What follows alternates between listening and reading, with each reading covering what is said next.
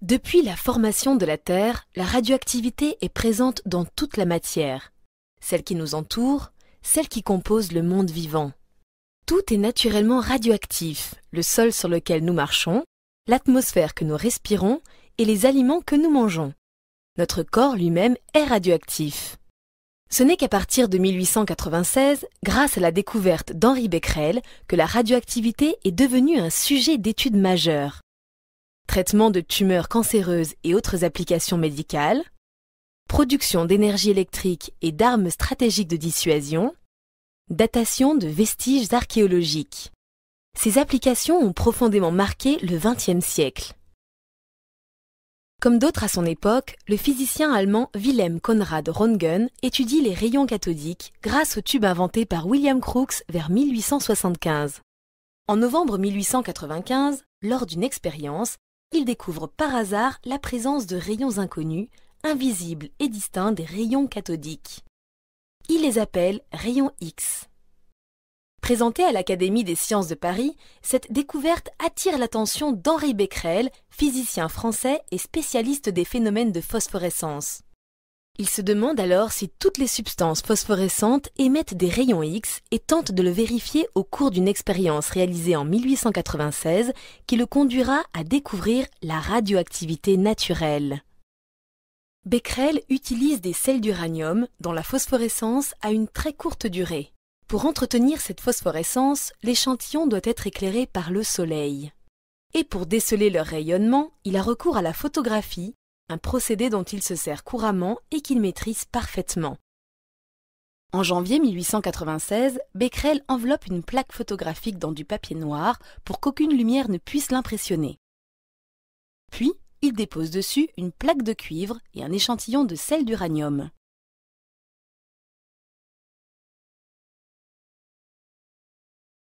L'ensemble est laissé au soleil pendant plusieurs heures pour que l'échantillon soit stimulé par la lumière et reste ainsi phosphorescent. Lorsqu'il développe les plaques, il constate qu'elles sont impressionnées. Pour affiner ses résultats, Becquerel décide de reproduire l'expérience le 26 février. Mais ce jour-là et ceux qui suivent, le temps est très couvert à Paris. Comme il n'y a pas assez de soleil pour faire l'expérience, Becquerel range sa plaque préparée dans un tiroir. Le 1er mars 1896, le soleil n'est toujours pas là. Becquerel décide de développer quand même la plaque photographique, bien qu'il s'attende à la trouver faiblement impressionnée. Quelle surprise! La plaque photographique, qui n'a jamais été exposée aux rayons du soleil, est fortement impressionnée. Pour expliquer ce phénomène, Henri Becquerel émet une hypothèse. Avant d'être déposés sur la plaque, les sels d'uranium avaient emmagasiné une quantité considérable d'énergie lumineuse. Et c'est cette énergie, transformée en rayons X, qui a impressionné la plaque photographique. Pour vérifier son hypothèse, Becquerel dispose des composés d'uranium dans une boîte de plomb qu'il enferme dans son tiroir le temps que l'énergie lumineuse, éventuellement emmagasinée, disparaisse complètement. Ainsi, cet uranium ne pourra pas impressionner une nouvelle plaque photographique. 2 mois plus tard, Becquerel réalise l'expérience. Nouvelle surprise, la plaque photographique est quand même impressionnée. Becquerel retente l'expérience à plusieurs reprises et obtient le même résultat à chaque fois. Il en conclut que ce n'est pas l'énergie lumineuse emmagasinée par l'uranium qui impressionne la plaque. Becquerel élabore alors une deuxième hypothèse. Il suppose que l'impression de la plaque provient d'une certaine forme chimique des composants. Pour tester cette hypothèse, il reproduit l'expérience avec plusieurs composés d'uranium, phosphorescents ou non phosphorescents, puis avec des corps phosphorescents autres que des composés d'uranium, comme la fluorine ou le platinocyanure de baryum. L'impression de la plaque se produit avec tous les composés d'uranium, phosphorescents ou non, mais avec aucun des autres composés phosphorescents. Becquerel a ainsi démontré que l'émission de rayons par les sels d'uranium n'est pas liée à la phosphorescence, que les rayons ne sont pas des rayons X, mais des rayons propres à l'élément uranium. Il les appelle rayons uraniques et communique ses résultats à l'Académie des sciences. Moins spectaculaires que les rayons X de Röntgen, les rayons uraniques de Becquerel suscitèrent, au départ, peu d'intérêt parmi la communauté scientifique. Il fallut attendre 2 ans et les travaux de Marie Curie, rejointe par son mari Pierre Curie, pour que l'importance de la découverte de Becquerel soit mise en évidence.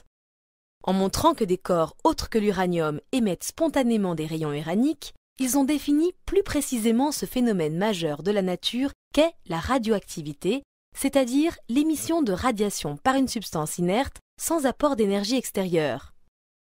Qu'a donc fait Becquerel? Il a suivi une démarche scientifique. D'abord, il a observé un phénomène et défini un problème. Ensuite, il a émis des hypothèses. Il les a testées jusqu'à résoudre son problème.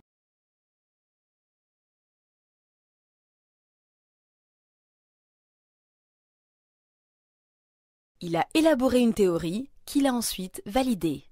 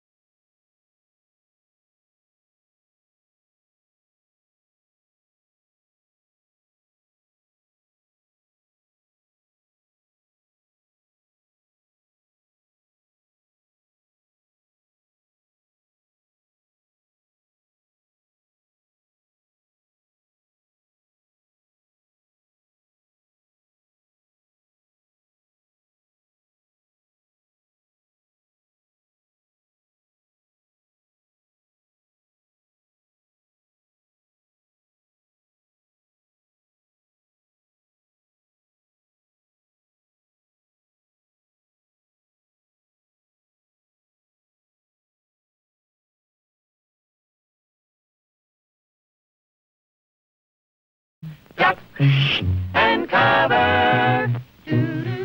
Be sure and remember what Bert the Turtle just did, friends, because every one of us must remember to do the same thing. That's what this film is all about. Duck and cover. Paul and Patty know this.